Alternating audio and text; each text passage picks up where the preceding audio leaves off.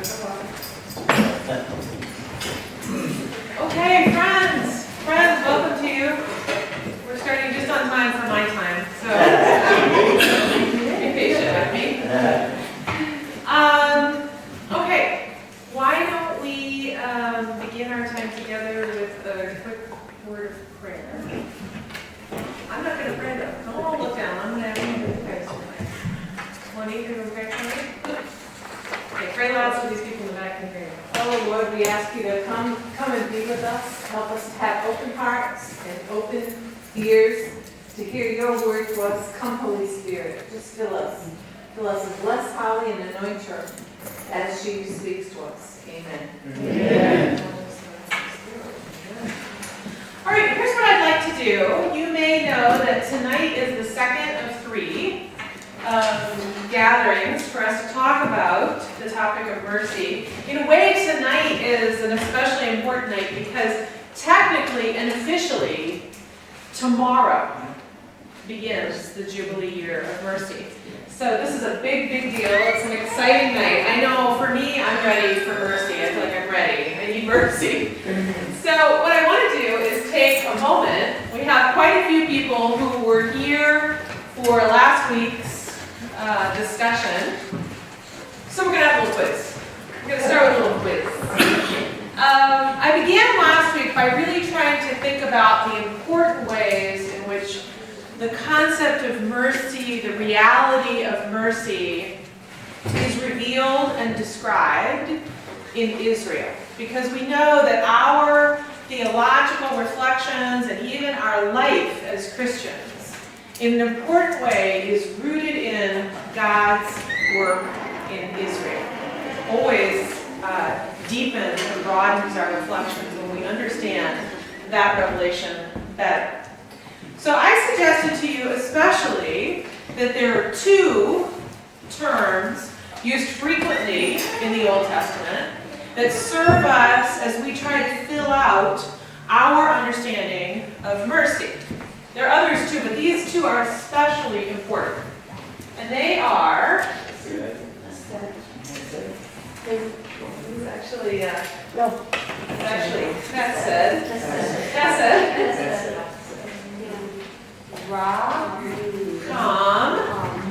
Okay, somebody told me something about that first word, hesed.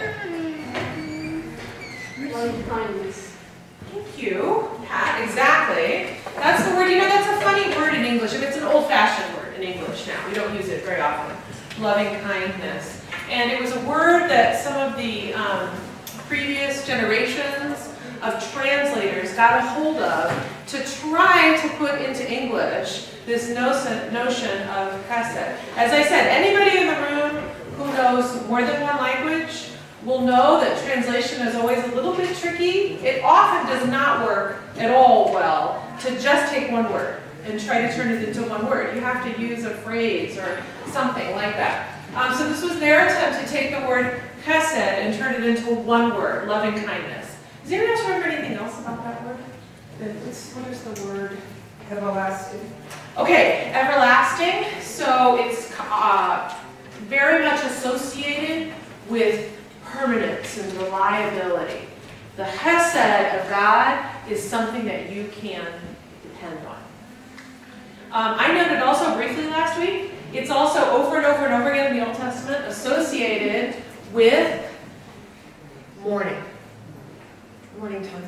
Because when the new day comes, we wake up, we look around, what's today gonna be like? But there's one thing that we know for sure, which is that God's loving kindness is already up before we are. So a kind of committed, loyal, dependable love. This is the sort of love that is also associated over and over again with God's covenant making.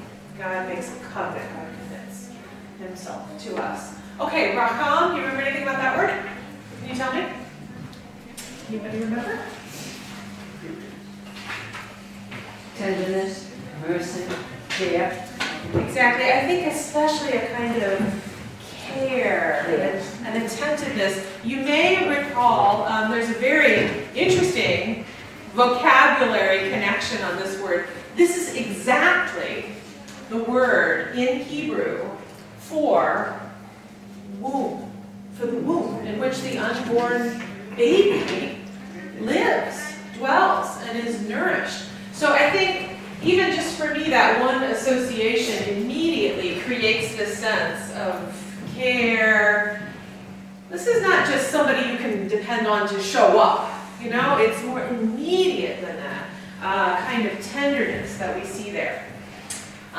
We talked a little bit last week about the profound image in the Old Testament of the mercy seat, the place that God actually dwells, and a possible way to begin to think about connection between mercy and justice, a close connection, because the mercy seat was an actual thing, it was an object, physical object, and the mercy seat is the covering that protects and arches over the Ark of the Covenant, which houses the law, the tablets of the law. The mercy seat had two, it's made of pure gold, according to the biblical description. It had two figures of angels. I think you can almost picture this. I don't have a picture for us tonight, but two angels who are seated on either side, and that creates a kind of chair into which God is imagined as settling within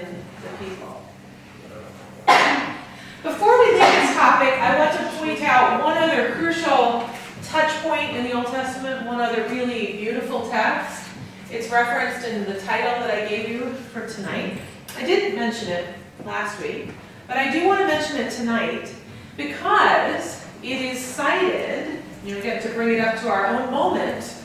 This touch point is cited in the official announcement text that we have received from the Holy Father regarding this Jubilee year of mercy. And that is Psalm 136. 136. That psalm is marked by a refrain over and over again. It is a repetition of this word, chesed. Does anybody know? Anybody have it? His mercy endures forever. Thank you. His mercy endures forever. We hear another verse. His mercy endures forever. We hear another verse. His mercy endures forever. Okay, the last thing that we talked about last week, I was thinking of it as functioning as a kind of bridge to our conversation tonight. And that is one more element in ancient Israel, in the Old Testament, which is the writings of the prophets. The writing of the prophets. And I mention that for two reasons. First of all, it's in the prophets that we get some of the most beautiful descriptions of God's mercy. We're going to hear some of those as we move into Advent and Christmas. The church has a habit of saying again some of those messages from the prophets. Let me read to you again briefly. And what I'm going to do is I'm going to read you an English translation, but I'm going to insert these two words where they actually appear in the Hebrew. Okay? This is a beautiful passage from the prophet Isaiah. God speaking to God's people. For a brief moment, I abandoned you, but with great racham, I will gather you. In overflowing wrath for a moment, I hid my face from you, but with everlasting chesed, I will have racham on you, says the Lord your Redeemer. For the mountains may depart and the hills be removed, but my chesed shall not depart from you. My covenant of peace shall not be removed, says the Lord, who has racham.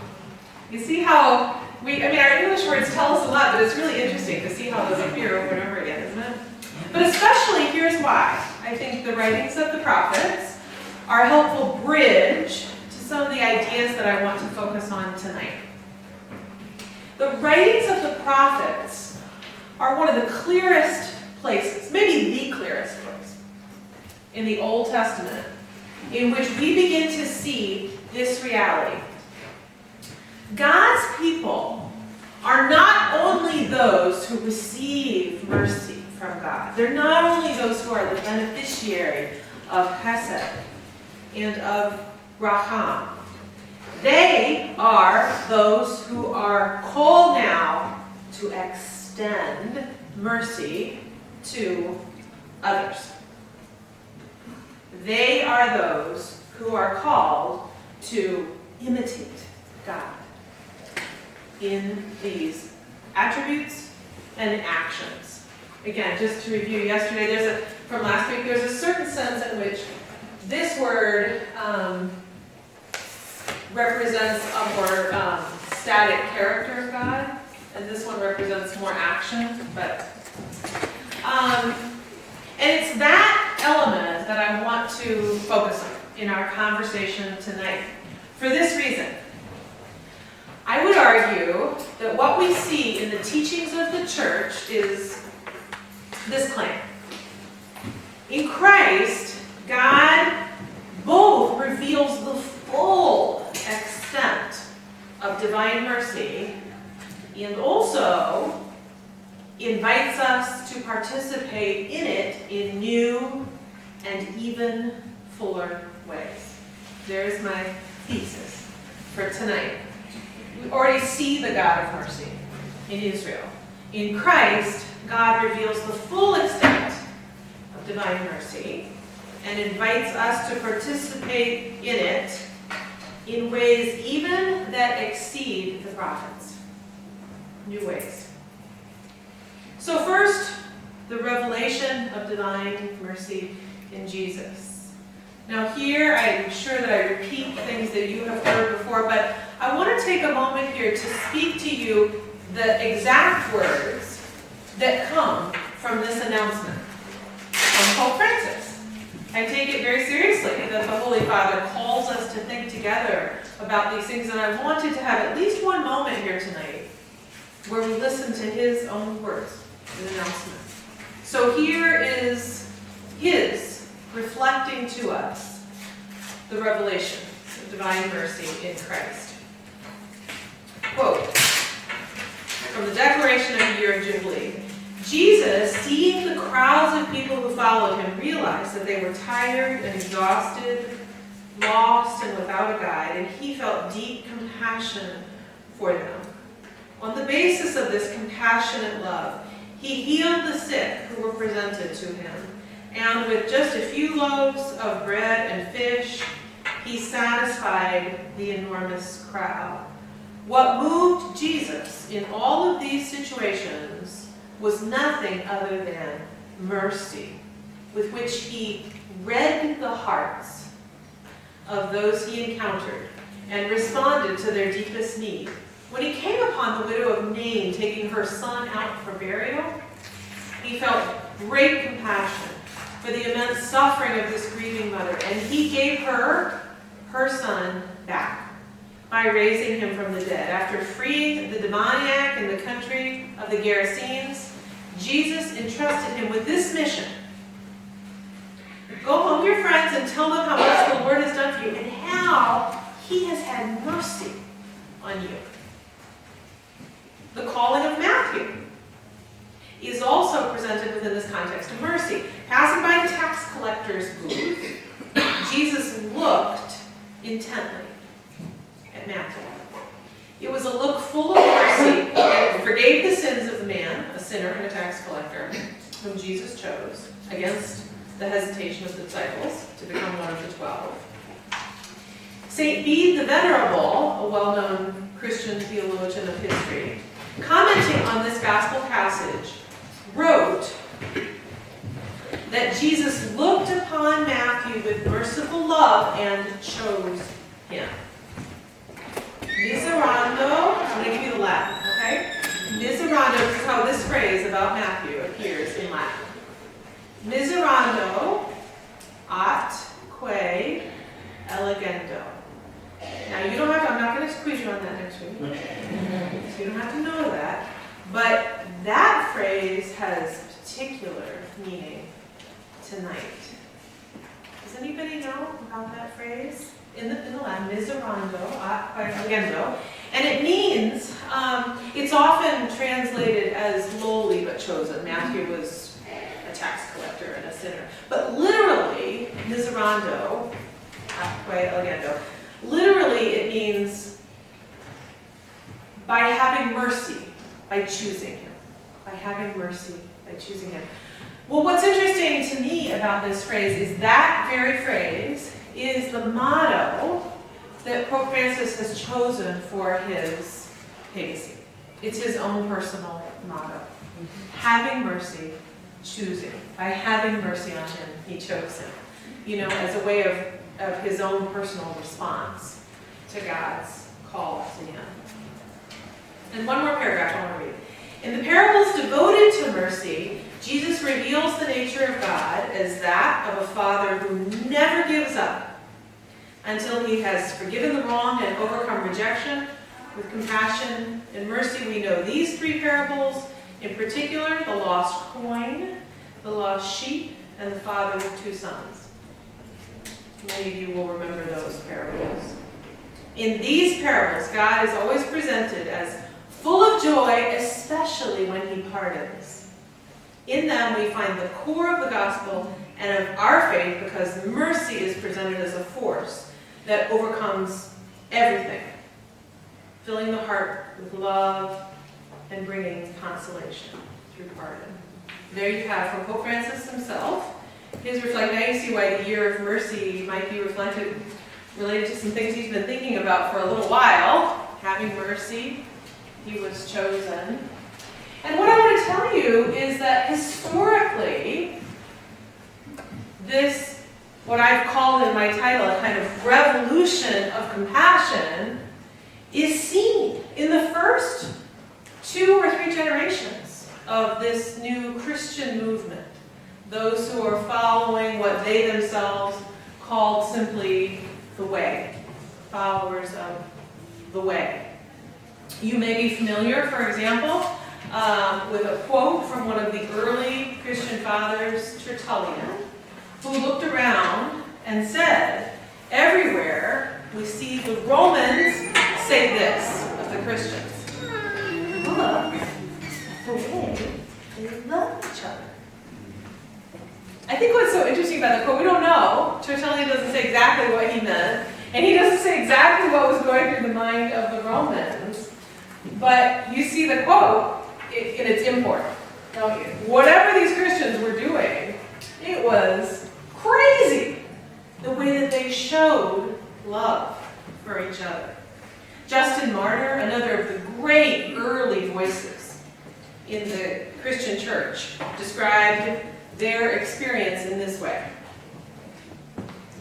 we who used to value the acquisition of wealth and possessions more than anything else, now bring what we have into a common fund and share it with anyone who needs it. We used to hate and destroy one another and refuse to associate with people of another race or country.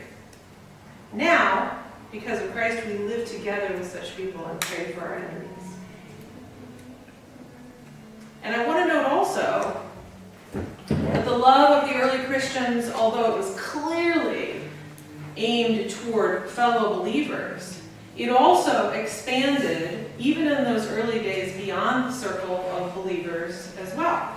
And you find some of the earliest Christian thinkers noting, I'll give you one more quotation: if we all derive our origin from one man whom God created, we are all one family.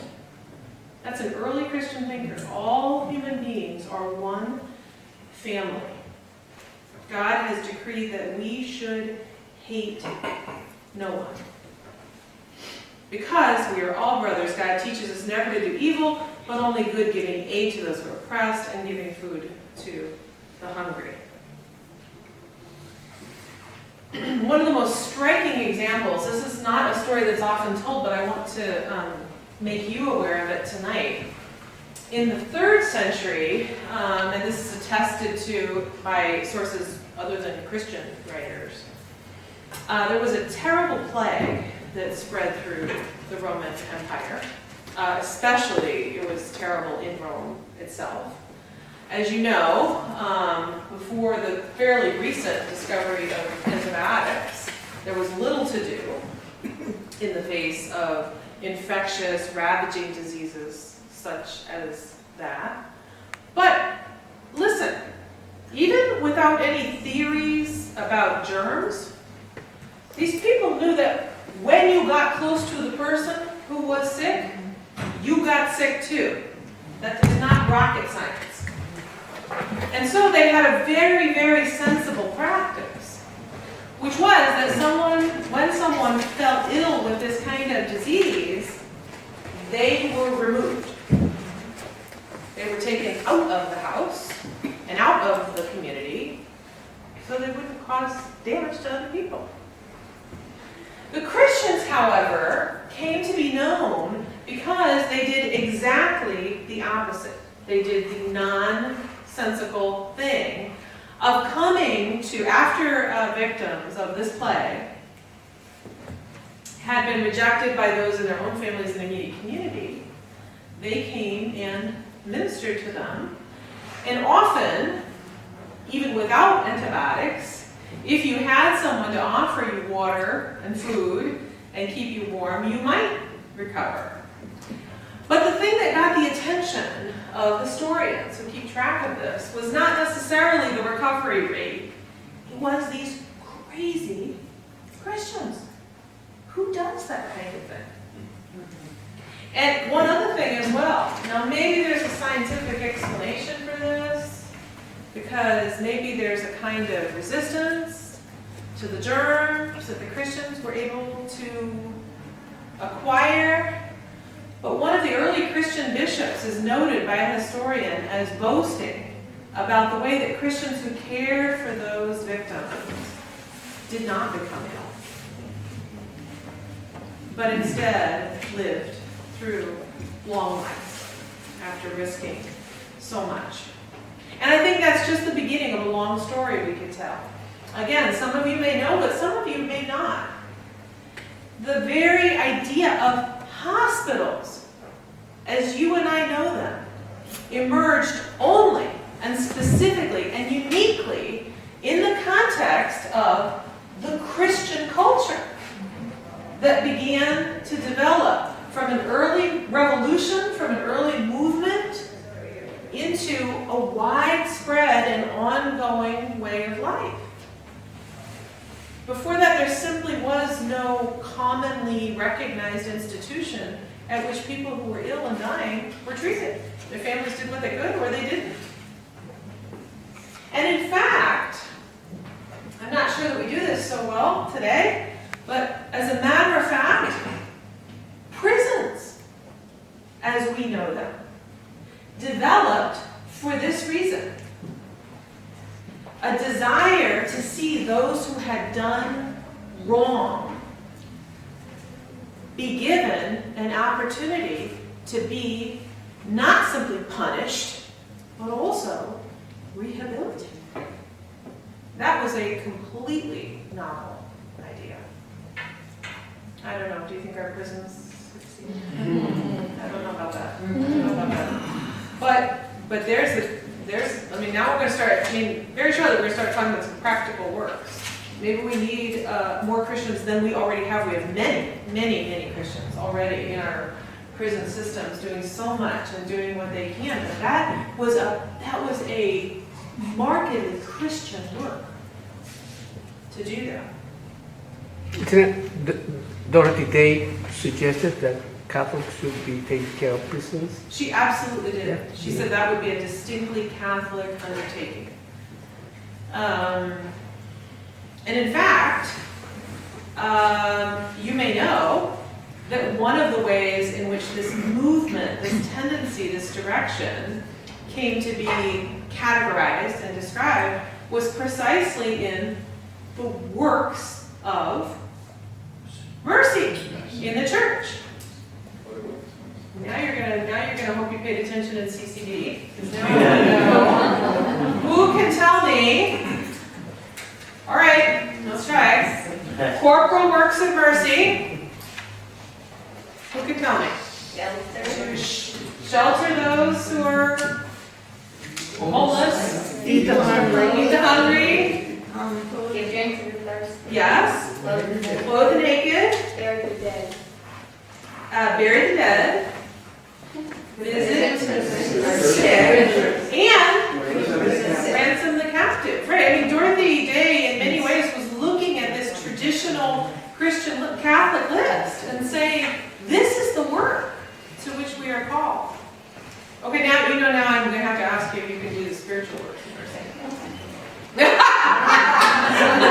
on. Educate the ignorant. Okay, educate the ignorant. Admonish the sinner. Nice, look, you guys are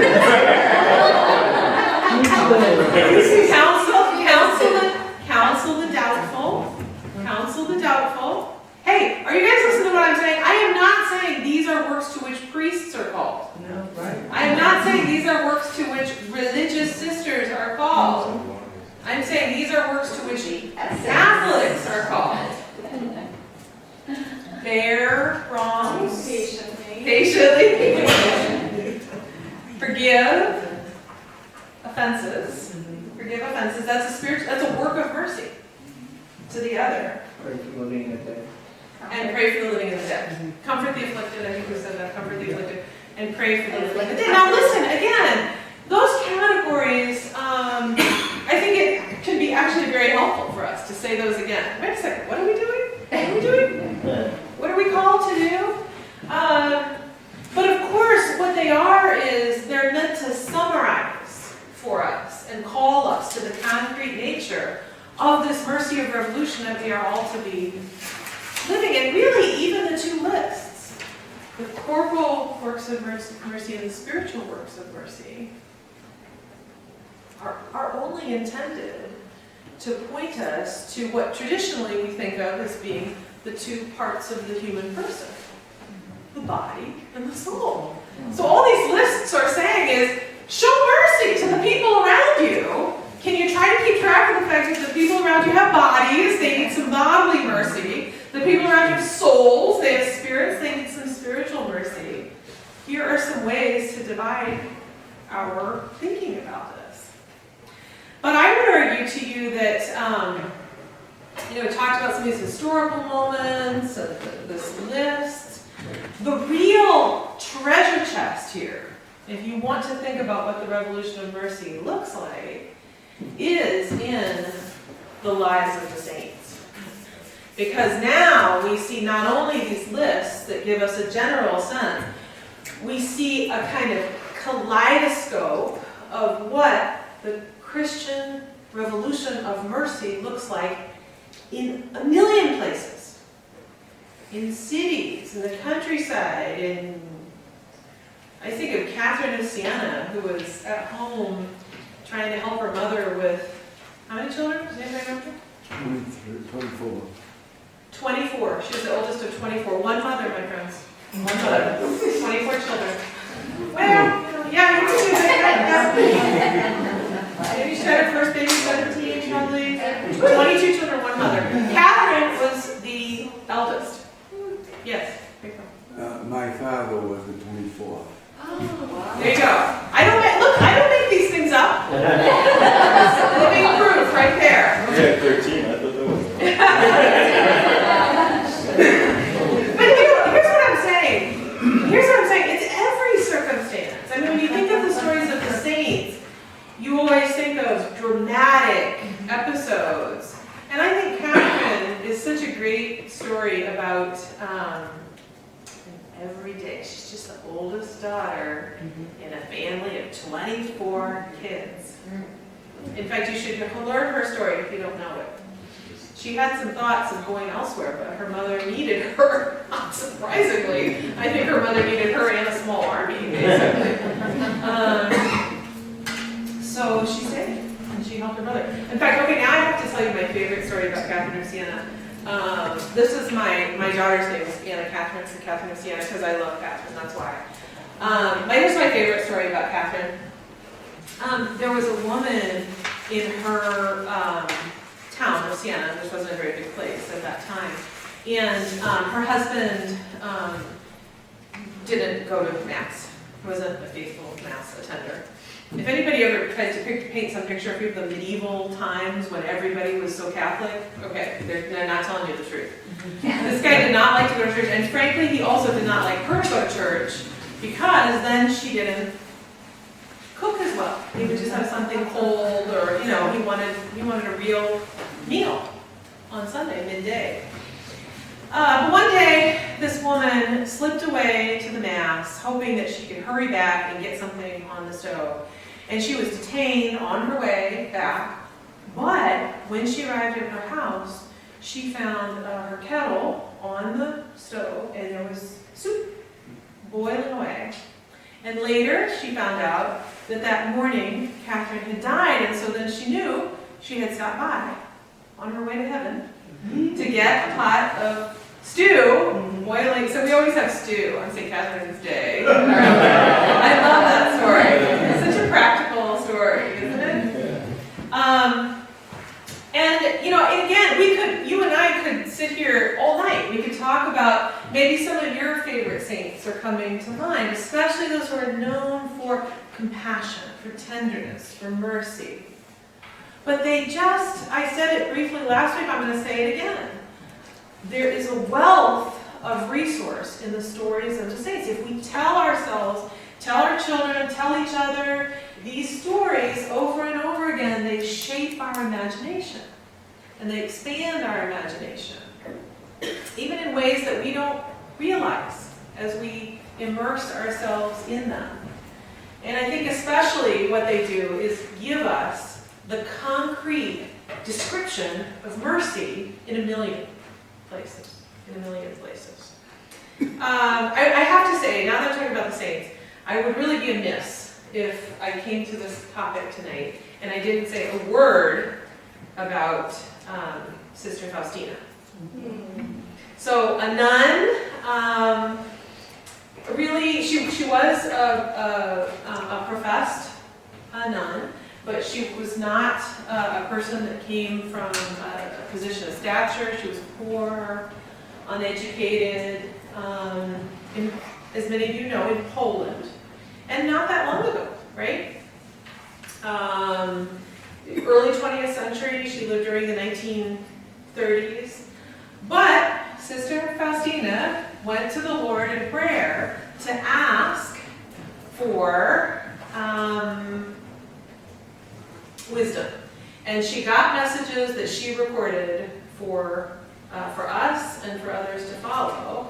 And she is especially important because every one of these has to do with the reality of divine mercy.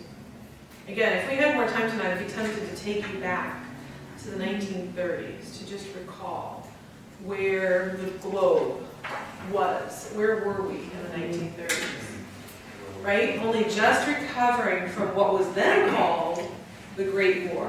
A war that people couldn't believe had happened. Terrible, you may remember, a terrible epidemic also accompanied World War I. It traveled with soldiers. Thousands and thousands and thousands of people died. And little did people know that the Great War was just about to become World War I in what was about to happen. So it's at this moment that God gives these messages to Sister Faustina for what becomes for us the devotion of divine mercy, something that now is widely recommended and widely practiced. So, do we have a divine mercy image here? I don't think we do in this one. We have them in many places in St. Pat. But many of you recognize the image of divine mercy. We see the merciful heart. One of the new things on the wall. That's right. Divine mercy is one of our new portraits in the church, in the nave. So that's one of the primary forms of the devotion, this image where we see the merciful heart of Christ. Divine Mercy Sunday has now been proclaimed in the church to remind us of this. We have a very beloved and powerful prayer, the Chaplet of Divine Mercy. Again, I'm just going to mention these things. If they're not familiar to you, you raise your hand and ask. There's a special attention to the hour of mercy, the hour when Christ died.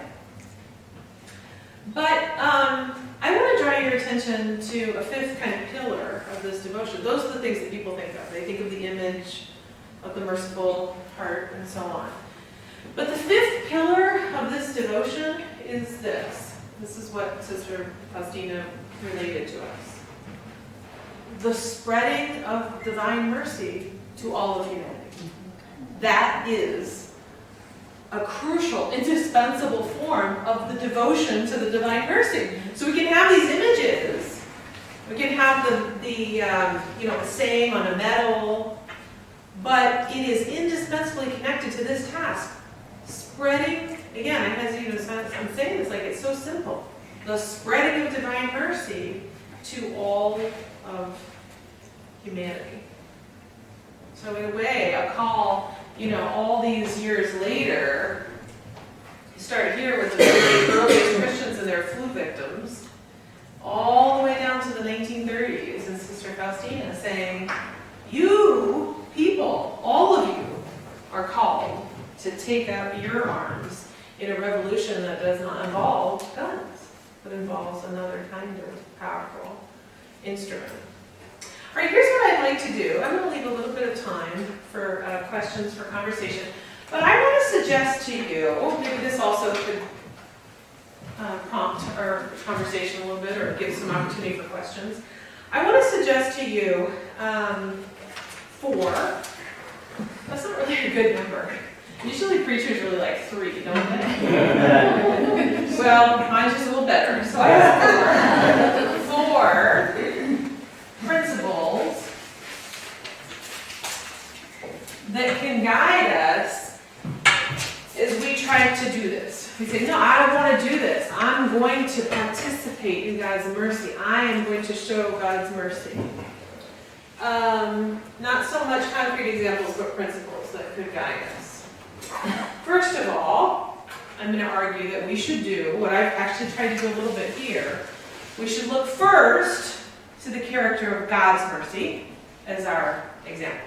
Look first to the character of God's mercy as our example. So you can think about some of the things even in this talk and the last talk. This is a mercy that is, note, not disconnected from justice. And certainly not something like the opposite of justice. It's something that's closely connected to justice. I suggested at last week's talk that I think it would be a big mistake if we imagine mercy in the way that many people do in the modern time, which is this. They imagine mercy to be letting the person off the hook. That's what mercy is. We talked about that a little bit in the last week. And there's some big downsides to just letting people off the hook. I mean, I think one of the biggest downsides for us in the present moment is that we already live in this sort of, you do your thing and I'll do my thing, okay? And whatever, you're off the hook. It's really can be a way of just further solidifying the individualized isolation in which we live. So this is going to be a mercy that's connected to justice. And you can think of all the other things. It's a mercy that is loyal, that is consistent, that's tender, attentive. Think about I love that phrase that Pope Francis himself used. Jesus read the hearts of those around him. Now we know some people have a special gift of reading the hearts of the people whom they encounter. But it's not only limited to a special miraculous gift. You can cultivate that skill of seeing the hearts of the people around you. And persistent, patient, continuing even in the face of rejection. The second principle that I'd like to suggest to you, you're going to take your own notes here because I'm not writing them all up for you, but The second principle that I'd like to suggest to you is that we, as Christians, are participating in God's mercy and not simply trying to generate our own mercy. Now that sounds like a small difference, but I think it's a big difference. We are not simply trying to grit our teeth and generate within ourselves the ability to, what, not do what comes naturally. We are participating in the mercy that precedes us, that exceeds us. So for example, our motivation, our deepest motivation would be that we seek to show mercy because God showed mercy to us. Already we see this in Israel, in the way that ancient Israel spoke about God and spoke about themselves. We are the ones whom God led out of Egypt. We were slaves. I think this is crucial, and it is often overlooked when in the larger cultural messages that just encourage you to be nice, for crying out loud. Just be nice, you know? Well, it's good to be nice, okay? It's good, you should be nice. But it's different to say, I am called to show mercy to the people around me because mercy was shown to me, because I needed it. I received it first. So it's a kind of participation. And I would also say that I think we should be clear that in showing mercy, we rely on God's power. We rely on the indwelling power of the Holy Spirit to show mercy where we in our own power could not. I mean, my goodness, here I'm thinking particularly of places where we are called to show mercy to those who have done us harm. Boy, that does not come naturally. Mm-hmm. Okay, the third principle that I want to suggest to you is this. In showing mercy, now think about this for a minute. In showing mercy, what we do ultimately is to seek the good and not the approval of the other. Okay? When I show mercy to someone, I seek their good, but not necessarily their approval. Sometimes these two things overlap beautifully. Sometimes somebody is suffering and you come and comfort them and they say, you are so great, thank you for showing me mercy. And that's beautiful. But sometimes they do not recognize what you are doing as merciful, and that does not make it less merciful. We seek the good of the other. In a way, that's just a definition of Christian love.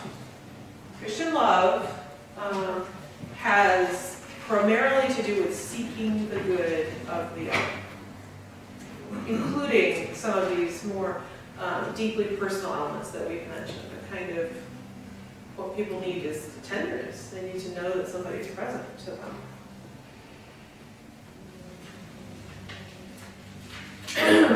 Number 4, I would say is this.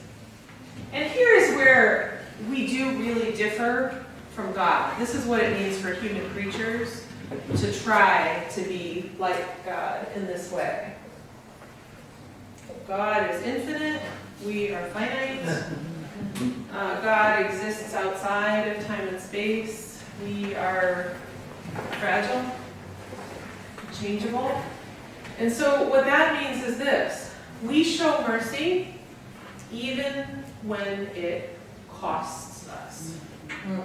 And we do that precisely as an act of faith in God.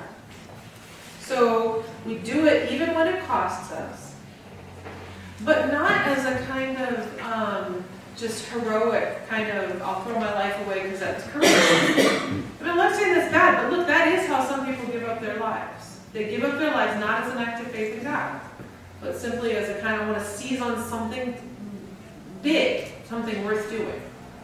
Maybe we could say it's a kind of baby form of faith in God. But for Christians, it means that you count the cost, and then you just place the cost into God's hands in a personal way.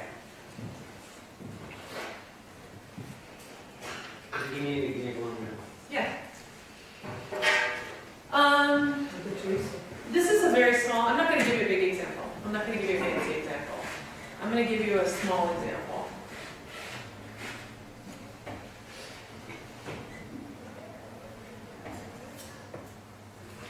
Somebody, you just see it, okay?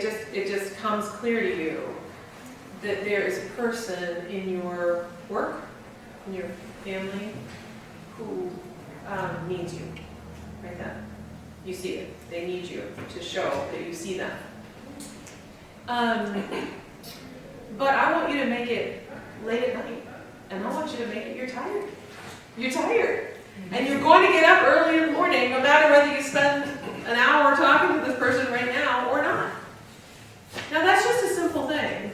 Okay, maybe I'm revealing I need my sleep. I need my sleep. I'm such a baby about sleep. I hate to be sleep deprived. I do not do well when I'm sleep deprived. Okay, it's a big deal to me. But I mean, that's probably part of the story, right? We all have our own things that are big deals to us. So what I'm saying is that in that moment, I think there's a certain wisdom to saying, this is going to cost me and I'm going to take on a certain kind of suffering, of fatigue. I know how I'm going to feel tomorrow at 4 o'clock in the afternoon. And I do that for this reason. Two things. God showed mercy to me when I needed it, and I trust in God to get through my day tomorrow. I put that day in God's hands. Not as an act of silliness. You don't stay up all night. I know you're probably staying up all night partying, but you can't do that. I mean, you don't throw away things like sleep or food or other things that you need. But in that moment, when you see what's called for, here I actually think about the very powerful phrase, isn't there, connected with the divine mercy. The thing that you say to yourself at that moment, when you see that person, you know you're going to be tired, you say, Jesus, I trust in you. I trust in you. So, it's just a simple, it's a small example. And I think the examples can get much bigger than that. Okay, now I'm going to give you a much bigger example. This is not anything I did, but I know about a group of young Christians. I can't remember if this was Catholics or not, but young people, young adults. And they were part of a faith-sharing group. So they were part of a group that was meeting regularly and praying and trying to discern. And also, I think it was people that are young, in their 20s for sure. So the group really almost became like a family. It was very important to them, and they were discerning some big questions about their lives. And they began to pray for victims of human trafficking in Southeast Asia. And I'm going to tell you, you're not going to believe me, but what these people did was about half a dozen of these guys together relocated their lives to Southeast Asia. That's what they did. Because they just they got contact with some people on the ground there. As they prayed more and more, they became more and more interested. And they just began to believe that they had skills they could employ and ways that they could assist if they could get there. And that I don't think that's without cost. But there's a way that you say, well, you gotta think, like, what am I doing? What am I saving my strength for if it's not for this kind of thing to which I am called? All right, so here's what I want to do. I do have a handout for you. You do not have to memorize your handout. There's no extra charge for the handout.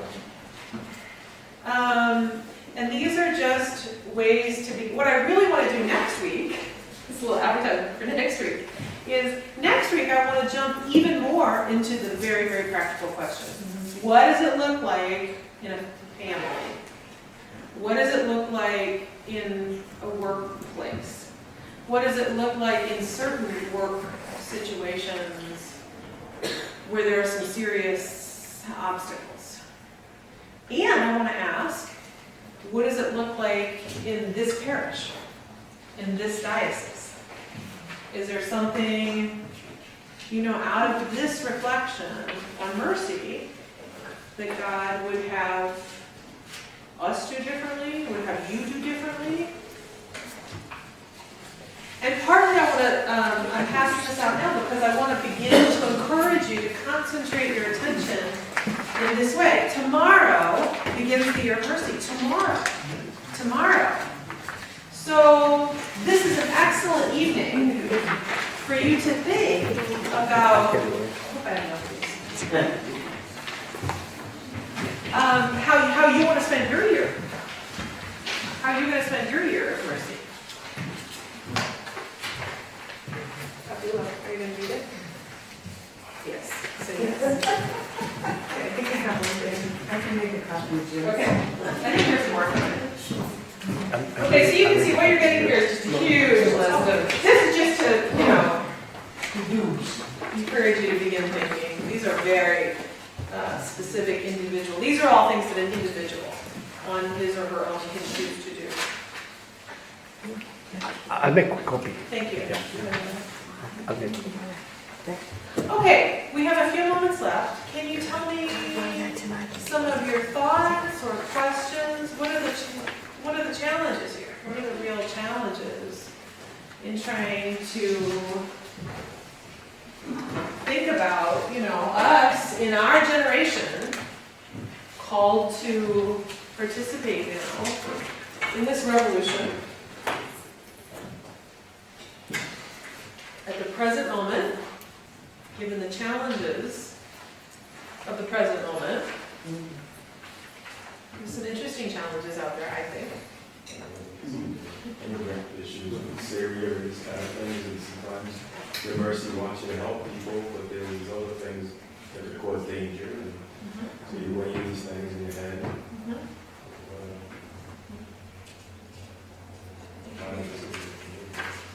It's a real question, right?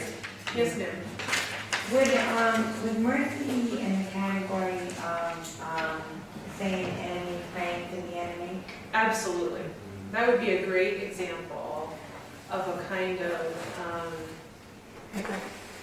the very short definition that I suggested last week was of love that is tender and persistent. Praying for A persistent and tender love. Persistent and tender love. So, think about what it means to take people it. Yeah. who have done you wrong. Yes. I mean, I'm just going to say, I think it's one thing to say, I'm going to try to forgive the people who have done me wrong. Okay? That's hard enough. Now, I'm saying that you are called to have mercy on these people, to show mercy toward these people. Attentive, persistent love. Right. And praying for the sick people. Absolutely. Yes. And I think, you're in the works of, spiritual works of mercy, and I think it's included also kind of in a way on this list. Praying for people, intercessory prayer for people. In fact, I personally highly recommend intercessory prayer for an enemy as a first step. And also, I do think it's, now I'm going to get into the woods a little bit, and the weeds a little bit on this, but let me just say it.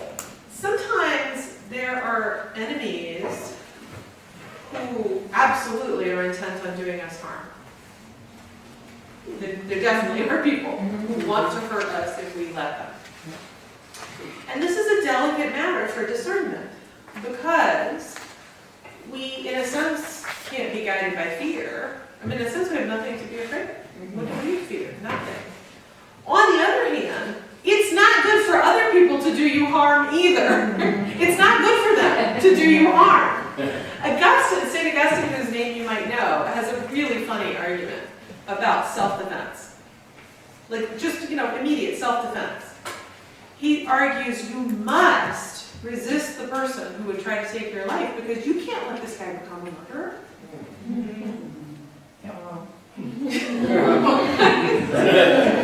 can't. How's that loving your enemy? I'm doing this for you also. Totally. But do you see it when you start to wrap your mind around the full dimension? That's exactly how you would think. I mean, we're Christians. We have scare us, but we wouldn't want to let a brother or a sister go on to their eternal meeting with God with our life on their hands. How's that showing love? It's not. So I think you have to be very careful. And I think of some of the classic ways in our culture that happens, right? I think there's an interesting way in which if you have less power, you're more vulnerable, and you have to think about this a little bit more, right? Women have to think about in what ways will they allow themselves to be harmed. Or just anybody who's in a group where people want to harm you. This is not to be silly about, it's not to, you don't throw your life away for nothing. It's just that it's a kind of, I think mercy requires, and let me say it even more, this is why mercy is not just being nice to people. Mercy requires this careful mental formation in which you keep track of some of the things that I'm repeating here. You are profoundly beloved by God, and you have been shown mercy. You now stand in a relationship to God and the world around you, such that you really have nothing to fear from the world. You only fear God in a certain ultimate sense. You're sent to, let me say something. There are some very big challenges, I think, out there right now. There are some very big challenges. But if you have, I'm going to use my language of revolution here for a moment, okay? If you have an army of people who have nothing to fear, that's quite a force, isn't it? In fact, think about this. I'm going to talk about kind of an act of faith and seeing things in a certain way.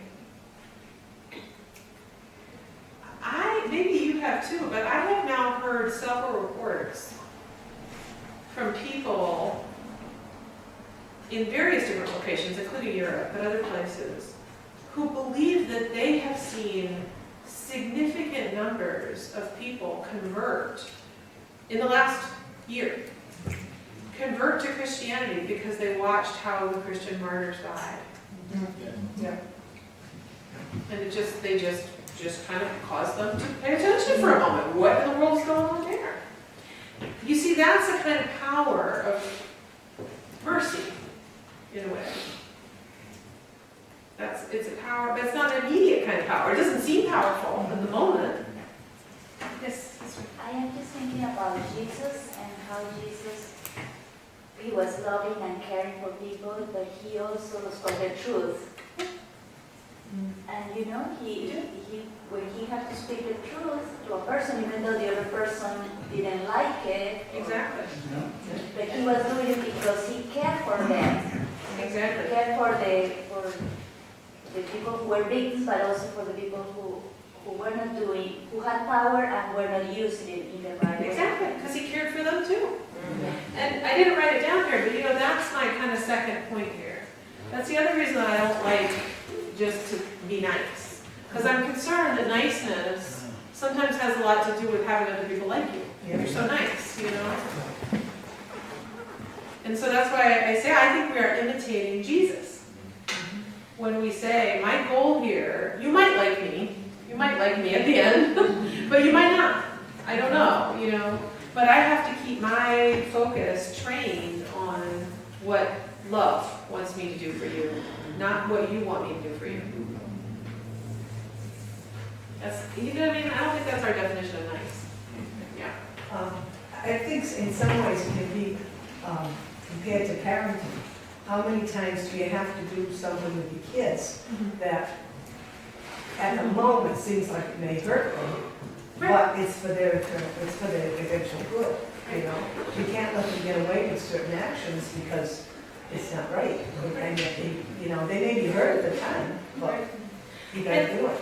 I don't think it's an accident that over and over again, the metaphor that the scriptures give us for God is as a father, as a parent.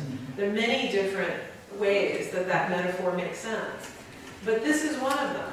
I think often, it doesn't always work this way, does it? But often, one of the best examples that we see of this kind of love among humans is in parents who are willing to have children be mad at them. They're willing to not The be mind like, connection, you gotta sometimes Tough love. right, or just you can see so clearly how, for example, giving a person what they want is not always showing love. I mean, I think that becomes apparent about. Yeah, exactly. And so I think as soon as a child can like reach over and pick up a bug and try to put it in their mouth, that's about as early as you have to kind of start saying no. So, yes, sir. This is a kind of a thing, this observation that's happened to me over time. Different things. You know, they talk about praying for your enemy and whatnot. I can think of some individual who did real bad things to me, right? And I was really upset about it, but I even started praying for that individual. Yeah. And now I pray for him even this day. And it's more than, it's like, there's a lot of compassion in my heart. Because I'm thinking, I don't want this person to go to hell. I wouldn't want to see anything like that. And there are nuggets of goodness in that person. So it's like, you kind of, you start off in this very distant place, but after a while, you have lots of mercy for that individual, even though they've done that thing. So I think praying, starting with just praying for somebody who's done it wrong, it changes your heart. In a way that I think you kind of can't believe yourself. Yeah, you can. I can't. I mean, people look for miracles like, you know, astounding medical miracles and bleeding eucharistic hosts and stuff like that. But I really think that people whose hearts can be changed in that way, it's just as unbelievable. Yeah. It's weird. It does work. It does happen. Yeah.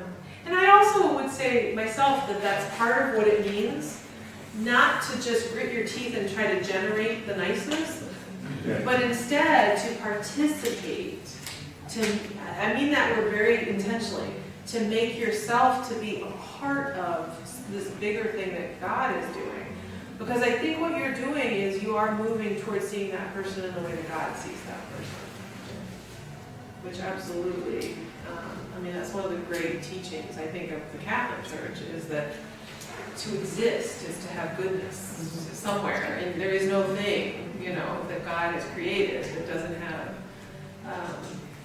some form of goodness. And it usually takes a little time. It takes a while. But after a while, the heart changes. Right? It does work. And that's also what it means to be a human who's trying to do this. God is perfectly, constantly compassionate with no delay. But for us, I think that's a very helpful word to keep in mind. That if you want to do this, you actually, I mean, this is actually one of the things that I want to talk about next week. I actually think to do it well, it's very important that you be merciful to yourself.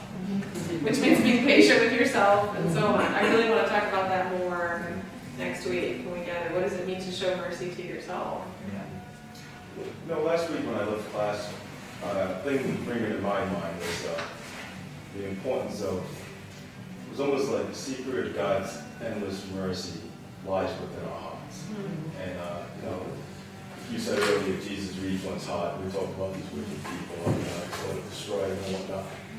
I think there's a lot more to that. You can read your hearts. And he looked at the Levite, Matthew, and he could see something in that man's heart that just would be merciful. And I think that's very, very key. I mean, because whether it's Adam and Eve or Solomon and David, you see people don't take responsibility and they sort of reject God. Where for somebody who has a contrite heart and asks for forgiveness, he says mercy is endless.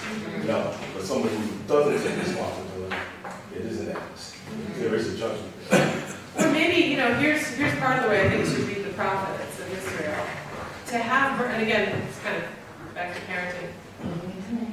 To have true mercy for a person is to be willing to bring correction, harsh correction into their life.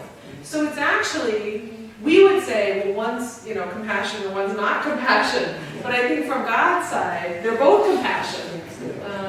But the repentant sinner is the person who needs reassurance, who needs the consolation. The unrepentant sinner, that's their decision at the end of the day. Yeah, I think that's right. They, you know, we believe in free will. We believe in the power of a human being to make a decision. or again, this came up briefly last week, I think, again, for us, we so often see in the world scenarios painted for us in which there are two possibilities. One is sort of complete license, people do what they like, and what you need to do is leave them alone. Stop being so judgmental. And then on the other hand, you just see coldness and viciousness and violence, in fact. I mean, violence is all around us all the time. And mercy is neither one of these things. It's deeply involved, ready to sacrifice itself. Again, for humans, it has to be. God's able to just be constant in this. So it's hard to be a human and to participate with it. Another situation too, is where you can be merciful. In a situation where you're absolutely right, I am right, and there's no doubt about it. That's for me all the time. That's for me all the time. Finally, somebody understand. But yeah, you're so right. You're completely right. And no one else around here kind of wants to agree with that. I know. So sometimes to bring about peace and to is to just say, I'll have to let my righteousness go this time. I think that's right. I think there's a way in which wisdom can say, it's not, the truth doesn't need me to yell the truth, to be the truth. Right? So it's seeing yourself in the picture in the right way, in the kind of truthful, chastened way. It's more important to be right than to be happy. Yeah. There's something you said last week about justice and mercy. Yeah. How mercy is above justice. And I've been thinking about that and how true it is, because sometimes we see people in situations where we say, hey, listen, they made their decisions, it's just too bad for them. Right. And just kind of, that's justice. Right. And realizing that above that, even though they made the decisions, and maybe looking back at the wall or whatever, now there is that element of mercy coming in, so that we can push that justice aside and have mercy. Right. I think you really hit the nail on the head there. It's not, it just never gives up. Mercy never gives up. And I think it's a little bit of a stereotype, but I think that's where you see this kind of motherly image of mercy. Because over and over again, not always, but over and over again, we see as mothers are the ones who won't give up. They're never happy with, well, he made his bed, let him lie. And they're like, oh no, he can do better, he's going to do better, and the light's going to be on, and I'm still holding on. And St. Monica. Yeah, or Our Lady. Never gives up on us. Thank God. Okay, why don't we pause there? Did you have a comment for that? I want to hear from you. Thinking, because I've worked with a lot of people who have murdered people or committed very horrific violent crimes, and also people who have been the victims of those. A couple of things. One, I know when they brought the death penalty back in New York, it set up death row in the prison I worked at. I remember one of the guys in the general population saying to me, wow, they got those guys on death row, and most of them didn't do anything worse than most of the rest of us in here. Yeah, that's for sure. But also, I was reading something recently about forgiveness, and if it's somebody who maybe has killed a loved one of yours or done terrible violence to you, you don't have to let them back into your life, but you have to let them back into the human race. Yeah. Right. Like I said, I think there's a lot of wisdom that's called for here about when you make yourself vulnerable to someone who wants to hurt you. And I just think so often that happens. Well, you'd have to just describe a situation in which you would do that because it's absolutely for their good. We'd have to paint something, but it's not just because you need to be close to them or, you have to be some reason they need you to be present. You, not anybody else, you, present in their lives. And maybe I'll just add one, this one final comment about this. I don't think this is always simple. I'm talking about it like it's always simple, but I don't think it's always easy. Again, I want to talk about that more next week as we talk about very concrete situations. And so it's crucial that we think about how to work this out in communal discernment. This is not for individual people to just, well, good luck to you, hope you figure it out. We really, really need to be discerning together the widest way to show mercy. Okay, thank you so much.